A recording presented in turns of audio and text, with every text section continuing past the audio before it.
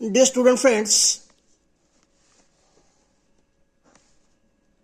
I am Dr. Godbola Mahendra Tukaram, the fellow of the DST Kolkata and the National Fellow of UGC New Delhi.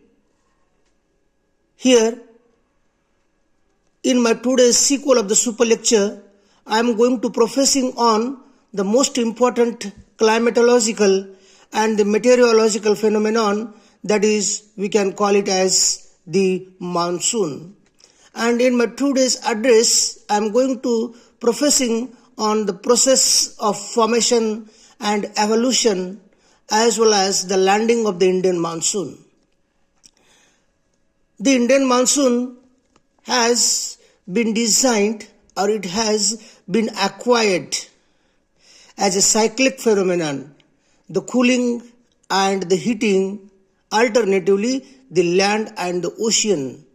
I mean to say that this phenomenon has been guided by either the Coriolis forces or the cooling and heating land mass, that is also we can call it as the Farrell's law. But the geomorphological features of the Indian subcontinent are also playing a key role, and we cannot give a inferiority and in a secondary importance to those phenomena.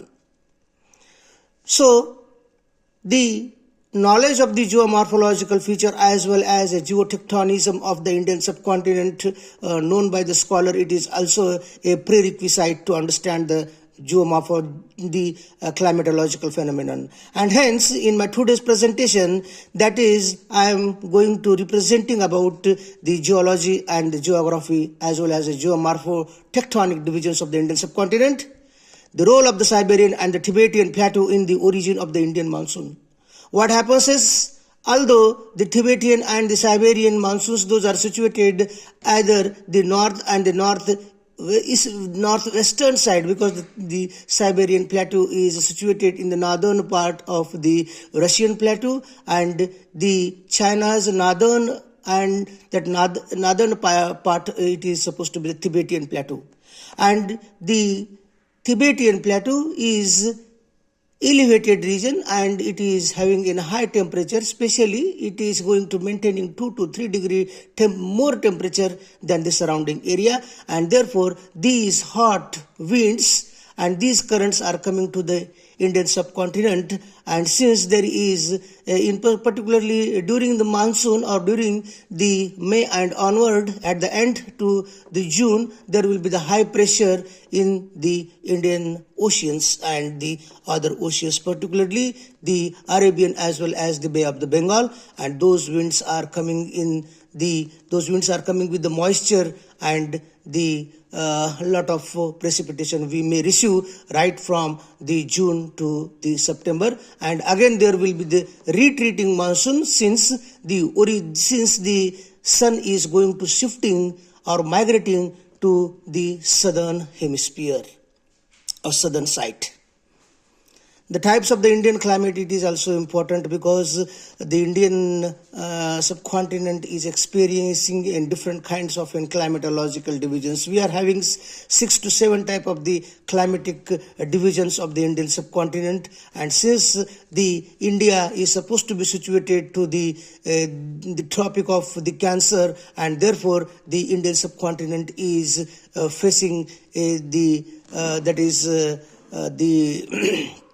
different kinds of the climates, especially we can call it as the tropical climate, and the subtropical climate is also situated on the above side of the plains, particularly the Indo-Gangetic plains, and right from the that is a basal part of the Himalaya to the Himalayan regions, we are also having the alpine type of the climate, and alpine is supposed to be the orogeny, which is situated in the Europe, and in Europe the summers are also very much cool and the temperature is very less. And since Indian northwestern sides are also a part of the Yang Fold belt or the Yang Fold mountain, and which is having more than 6,000. It is supposed to be having an average 6,000 meter elevated upland, and hence the Indian subcontinent, the northern Indian plate is facing the alpine type of the climate. The temperate and the hilly region of the Indian subcontinent in the other that is basal part of the Himalayan regions, we are also having the temperate type of the climate. Subtropical plains of an Indo-Gangetic plain is having a subtropical type of the climate, and the northwestern side, at the western side especially, the wind side, that is a windward side of the Aravalli mountain, we are having a Thar desert, and that is a very high temperature we are facing. Tropical and wet climate, the tropical and wet climate is also important for the growth of the rice, especially in the coastal region. The western side, we are having the tropical and the wet climate along the western coastal region of the Indian subcontinent. The Deccan is also having a semi-arid and the hot summers. In the part of even in our Marathwada and other parts, we may say that Deccan is having in semi-arid and hot summers. Eastern Indian subcontinent is also facing the tropical climate only. Seasonal variations are too much in Indian subcontinent, and the erratic behavior of the monsoon is a very interesting point, and it is directly associated with the Indian economy, and since more than the 50 percentile of the Indian population, especially the farmers, are depending on either the agriculture and agriculture allied sector, therefore the monsoon playing a very important role. Since the monsoon is also affecting by means of the El Nino and the La Nino, and that also we are going to discussing. The prediction of the monsoon is also an important feature of the Indian monsoon, and since the Indians are waiting and to welcome the monsoon during the June to onward. The prediction of the monsoon can be done by various kinds of the indicators. Let us see, if the monsoon is on the way, especially the 50 days before the reaching or the landing of the Indian monsoon, the blossomings of the Cassia fistula, is supposed to be a plant which is belonging from a family, a Leguminaceae or the legume family, and these flower may blossoms before the 50 days if the monsoon is on the way, and if it is not, then the Cassia fistula cannot blossom and it cannot grow properly.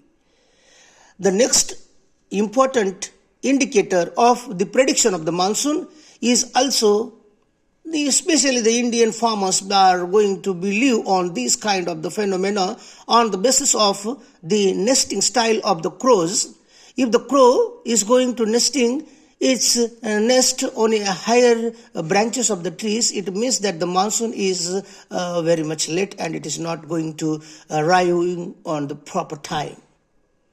The next important phenomenon which is associated with the predictions of the Indian monsoon by the Indian fishermen, if the deep water swimming fishes, those species, especially that is a labio rohu or the rohita, is supposed to be coming on the surface of the water body, especially on the ocean water. So it means that the monsoon is on the way and it will be reached because it requires more oxygen, and hence and occasionally it comes on the surface of the sea.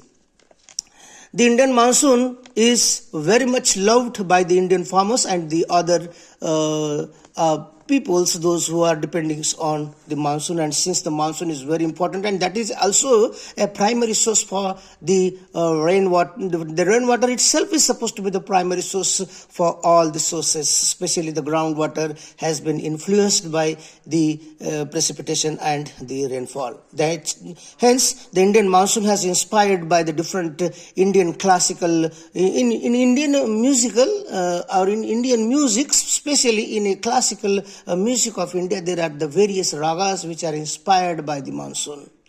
The Megh Mallar of the Carnatic and the that is another one more important raga, that is the Amogh Varshini, which is also which is also composed by Indian musicians.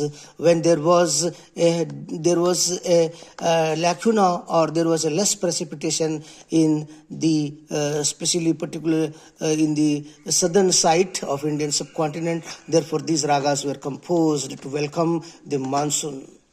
So this is an important part of the Indian subcontinent. As I told you already, that Indian plate setting and its particularly the geotectonic divisions, has to be known by the different aspirants of the national and the state level examinations.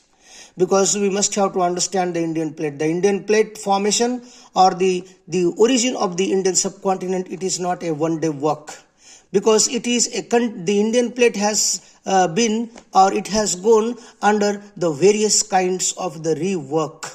If you can see the northern Indian subcontinent and the part of the southern Indian subcontinent, those were amalgamated because of there was also a tectonism, there was also a collision. The northern block of the India and the southern block of the India, they were traveled opposite, and hence we can call it as the convergent plate boundaries, and this convergent plate boundary is resultant of the formation of the Satpura mountain belt, and this Satpura mountain belt is supposed to be running from the Gujarat, and which is rightly going to end at the Moingar of the Bihar. And this northern and the southern side is also having a different kind of the tectonic division. Especially the southern side of the India is supposed to be having a Dharwar, which is a rich plateau, or which is a rich source. That plateau, it was in especially the southern portion, that is in western Dharwar craton and the eastern Dharwar craton, especially the part of the Karnataka, which was exploited for that gold mines. And since the gold mine is also workings, that KGF movie is also based on this kind of the exploitations of the miners. And we may say the southern Indian subcontinent is amalgamated. It was joined by means of a different kinds of the geotectonic activities. Either it was drifted from each other, and it was the rifting means during the formation of the Gondwana, we will see there is a strip or a cigar-shaped western coastal regions, which is also separated, and this in a highly elevated region as a western Ghat is created by means of the rifting of the Gondwana during the 2000 and during 250 million year back. That was also an event. As we come towards in late Cretaceous to earlier period, the Indian Deccan Plateau was it was under the formation, especially the different kinds of the lavas were erupted on the surface of the Indian southern peninsular region, and hence we see the terrace-like appearance. Each terrace means each lava flow. We can easily demarcate those flows in the Manmad and other sites, especially in the Sambhajinagar sides. We will see those clear-cut variations and the step-like appearance of the Deccan trap, which was rightly originated during the 60 or plus or minus 65, we may say it was calculated. The age has been determined by IITians from in Bombay by the argon dating. As we may go from this northern side to the southern side of the western coastal region, the height of this belt goes on increasing. We will see the various variations right from this, and as we move toward the southern side, there may be the 1,600, since it is having an average 900 to 1,600 elevation, but still there are the other important for example, that is in Doda Beta, it is more than 2600 meter elevated region we will find at the southern side, but the northern side of the Western Ghat is less elevated. Coming to the part of the Eastern Mobile Belt or the Eastern Ghat, it is more older than the Western coastal region, and since it is affected or it is dissected, it is a discontinuous because of the Indian plate is having the that is the particularly the eastward tilted. The Indian subcontinent is eastward tilted, and the slope of the Indian subcontinent is northeast towards the Bay of the Bengal, and hence the many peninsular rivers which are going to flowing to the Bay of Bengal, not to the Arabian Sea, and very few rivers like Narmada and Tapi, those are flowing from the rifts. Those rifts were also created during the formation of this Deccan Trap, and those excluding the Narmada and Tapi, almost all the rivers of the southern peninsular region, those are going to reaching to the Bay of Bengal, maybe in Godavari, in Tapi, the Godavari and Krishna, Bhima, and all those rivers are going to flowing toward the eastern side. The another most important range or the oldest mountain in the world, we can call it as the Aravalli mountain, which is running from in Gujarat, and it is rightly running straight towards the Delhi, and we can call it as a Delhi super belt. The Satpura mountain belt, the Satpura mountain belt's northern section, we can call it as in the Aravalli mountain. The Aravalli mountain has also been created by means of the convergent plate tectonism, or the Aravalli plate and the Bundelkhand plate has been converged towards each other, and therefore the part of the Himalaya as a mountain or an oldest Himalayan range, we can call it as an Aravalli mountain, has been uplifted. And as we know, the Indian subcontinent has been faced by the different kinds of the alternating increasing and decreasing temperature on the planet. Especially we can call as the snowball of the earth. It was blanketed by a lot of the ice. That was only the volcanisms of the Aravalli mountains, that is the Malani volcanics or the Malani volcano has been dismantled the ice age on the planet of the earth, since it was covered or blanketed. And it is also says that the Aravalli Mountains Malani volcanics has given the good and favorable condition for the development and the growth of the multicellular organism on this planet of the earth. And this Aravalli mountain is also important for the exploitation of a different non-ferrous minerals like lead, zinc, and the other copper is also, that is Agucha is known for this exploitation of the copper, and the lead and zinc mines is also situated in the northwestern side. This region is also facing too much the western side, especially that is a windward side of this Aravalli mountain is having a arid zone, and the Thar desert, the largest desert, is situated, and the Aravalli mountain is playing a most important role to inhibit the onward journey of this that is desertification. It is controlled by the Aravalli mountain. Now coming to the northwestern and northern and the northeastern part of the Indian subcontinent, it is supposed to be the part of the youngest mobile bay, youngest fold mountain. Since the Indian subcontinent is migrating towards the northern side, because already the Indian subcontinent, the plate of the India has been migrated from the southern side. Earlier it was located towards the too much southern hemisphere, that is it was connected to the Australia, but it has been migrated towards the northern side according to the Wagner's and the Wagner's et al., because the Indian subcontinent is moving towards the northern side.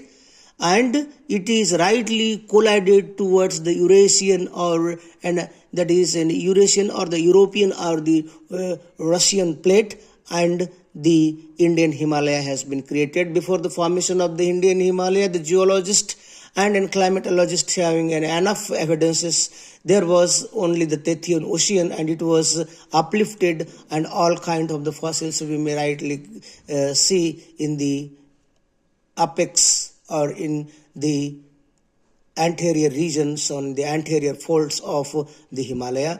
And the Himalaya is supposed to be 2,400 kilometers long. As we may move towards the eastern side, the height of the Himalaya goes on increasing. In this region, particularly the northeastern side, we may have the 100 peaks which are more than the 7,000 meter, and the Mount Everest is one of them. There are the two things. As we may move toward the northern side, especially in the region of the Jammu and Kashmir, there we will find the width of the Himalaya up to 400 meters, as 400 kilometer. And as we may move towards these seven sisters, we will find only that is 150 meter or less than that width of the Himalaya. And Himalaya is basically two types of the syntaxial belts toward the northwestern side and the northeastern side. Coming to the part of the lower side of the Himalaya, or as an Indo-Gangetic plain, which is created by the Himalayan originating or in perennial rivers like the the Ganges and Chambals and the other its important tributaries, and we are also having the same length Indo-Gangetic plain. It is a most fertile plain since the early civilization. This area is known for the multiple type of the crop growing. So this was all about the setup of the Indian subcontinent, and in the eastern side we are also having some most important peaks. That is that Mahendra is also situated, which is having in 1,501 meter. That is 1,500 and above elevated region we will find in the eastern coastal region. Coming to the next point, that is the origin of the Indian monsoon. The Indian monsoon initiation is situated, or it is hidden in the either the northern side or the northwestern side of the Indian subcontinent, especially when the Siberian plateau and the Tibetan plateau may heat, and the heat waves comes to the northern plate, and it may also goes on migrating towards the southern side. Hence, the high pressure belt may be created in the Indian Ocean as well as in the northwest, in the southwestern side and the eastern side, and the winds may again going to migrating from southern sides to the western sides, and it reaches to the Indian subcontinent during the June, and it may also goes on migrating toward the northern sides, and it may reaches at the end, and it may also reaches in the first week of the July, particularly at Delhi region, and Delhi and the northern India may have the late monsoon. Since the monsoon is also affected by the different kinds of the phenomenon that we can call it as the El Nino. In the central equatorial regions, when the Pacific, especially in the Pacific Ocean or in the central equatorial regions, especially the part of the Southern America, when the monsoon normal cycle is going to breaking down, and these winds may causes a global water shift, and there will be too much rain in the western coastal side of the Southern America, but it may be diversely affected to the Asian subcontinent, and there will be too much less precipitation we will face, and therefore these El Nino phenomena may also repeat in every 2 to 7 years, and it creates or it disturbs the monsoon cycle. That is also a biggest challenge in front of the climatology.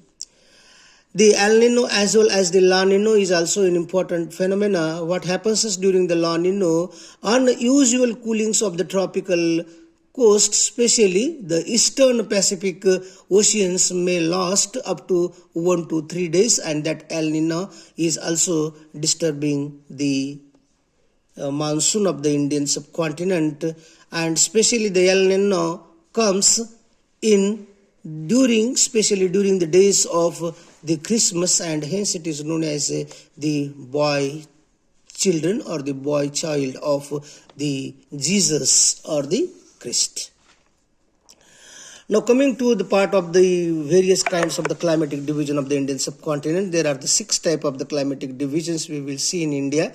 That is the alpine, as I already told you, the alpine, it was an orogeny which is situated in the Europe, and as we move towards the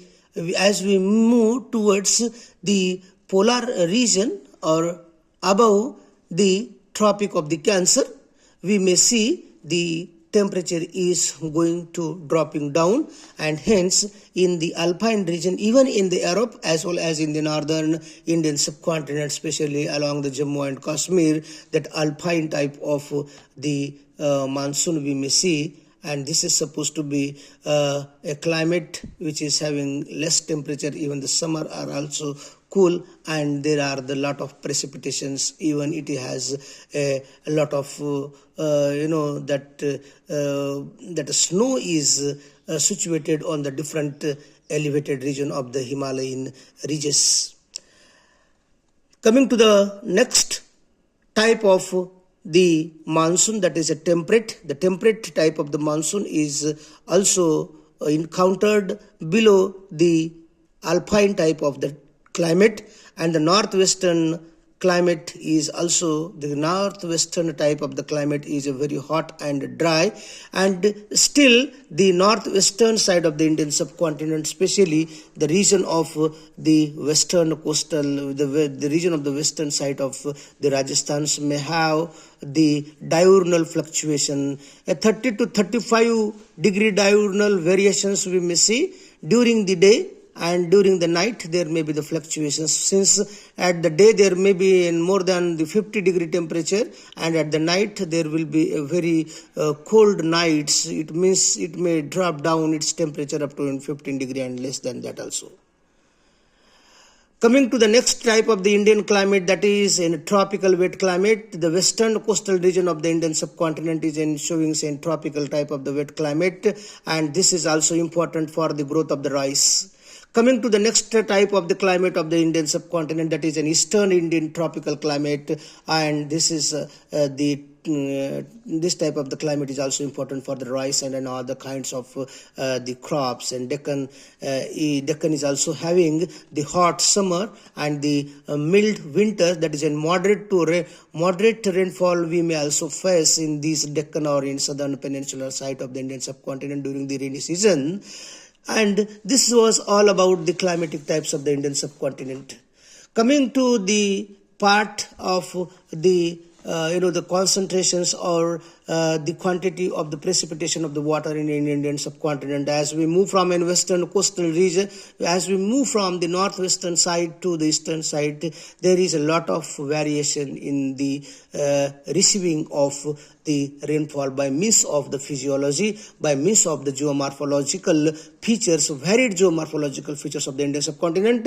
There may be the less than the 60 centimeter temperature, less than 60 centimeter precipitation we will find in the western or the leeward side of the Aravalli mountain. Especially the area is arid and it is having the Thar desert, where the less than 60 centimeter precipitation we may encounter.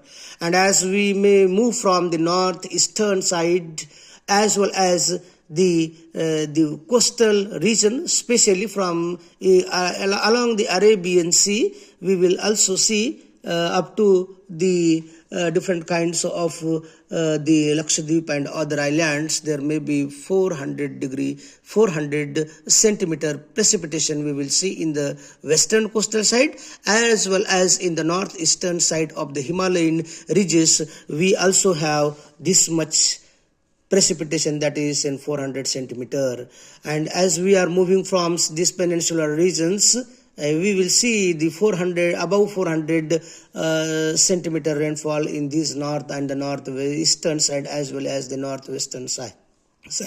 But as we may move towards the southern side, the precipitation goes on decreasing, since the precipitation and the rainfall as well as the phenomena of the climate has been affected by the six type of the factors, the six type of the factors which are going to affecting on the formation of the Indian monsoon, maybe the latitude and altitude and in continentality. There will be no much variation we may encounter in the coastal regions, but as we may move from the coastal regions, there may be a lot of variation. That is what we can call it as in continentality. And another, the relief feature is also playing an important role. The direction of the winds and alternating heating is also the reasons. Therefore, on the equatorial regions or on the torrid zones, especially the zone between the in the Tropic of the Cancer and then Tropic of the Capricorn, the most of the sun's rays are going to penetrating in a vertical fashion. And as the earth is spinning in a tilted axis in the northwestern side, that is a 23 degree, and we will see the penetrations of the sun ray is sliding, and hence in both the sides, particularly in the polar regions, we are having a very less temperature, and this temperature has been directly monitored and the temperature has been guided by the that is an inclination of the that is an earth axis. And since the earth is spinning around its axis in 26.76 kilometer per second, and therefore this is a earth northern hemisphere and the southern hemisphere is creating the two types of the forces, that is a northwesterly and the northeasterly, and this we can call as an Coriolis force and that is a Farrell's law. And since this climate has been created, we may say, by, and there are the certain kind of the anomalies or certain kinds of the natural disasters which are also associated with this Coriolis force and this kind of the climatic phenomenon. We can call it as in cyclones and in anticyclones. In case of the wherever there will be the low pressure belt, we will find those kind of the phenomena where the churning will be takes place, and the spiraling of the winds may create a very dangerous situations, and wherever these kinds of the climatic phenomena, as we can call it as a cyclones, may come inside the interior part of the Indian subcontinent, it may create many casualties. Since the southeastern coastal region of the India, particularly Tamil Nadu and the adjacent states, are facing too much problematic situations. The data onward from in 1901 to 2018, it shows that almost 65% of the cyclonic phenomena which was affected by this region only, especially the world's most cyclonic phenomena we can encounter in this region during this kind of the phenomena we will see. And coming to the part of the retreating of the monsoons, since the sun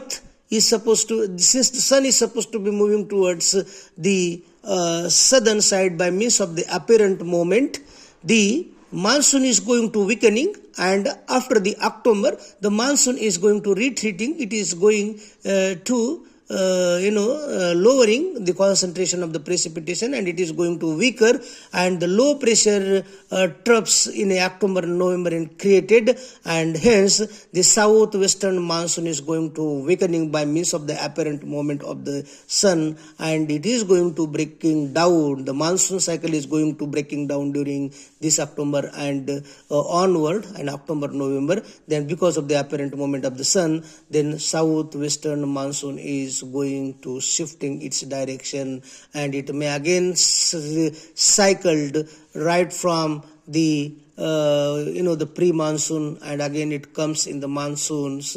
So this is supposed to be the representation of the post-monsoon. This is a representation, and I may call it as the retreating of the monsoon from the October, very few states may receive this kind of the small concentrations of the rainfall in this area.